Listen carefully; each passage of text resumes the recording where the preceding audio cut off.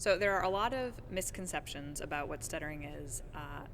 I think because a lot of people who stutter often try to hide it in the workplace. What stuttering is, very briefly, is interruptions or disfluencies in the flow of a person's speech, and this can show up in the way that they're producing their actual speech, but it also might include other things like facial movements or extra noises or very long pauses.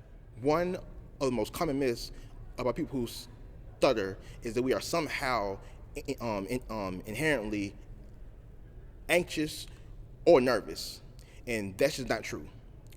We are no more anxious or nervous than anyone else.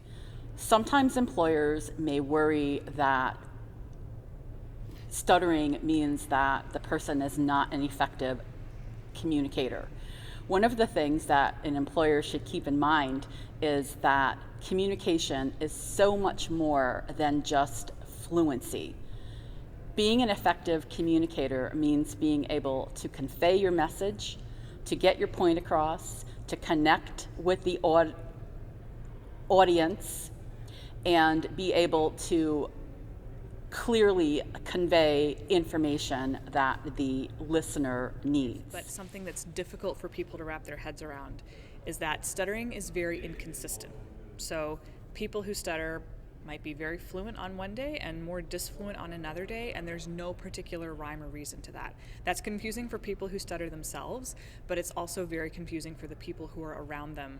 And I think that's especially important for employers to understand, because they might see, well, this very high performing employee is fluent here, so why can't you be fluent over there? That is not necessarily something the person can control. It's not something they can just go do exercises for or go take a treatment for to guarantee they will be more or less fluent in different situations. Something we say about stuttering is that the only consistent thing about stuttering is the fact that it's inconsistent.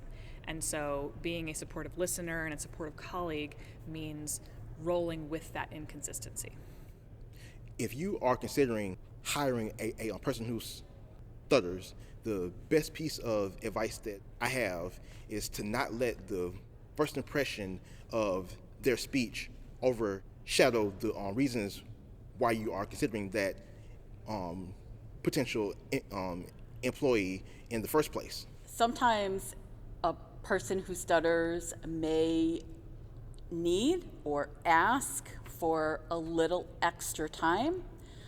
They may ask to have the presentation or the conference in person instead of over the phone.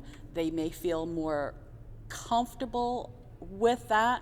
I work in a workplace that is very stutter friendly, and what that means is that I'm open about the fact that I stutter.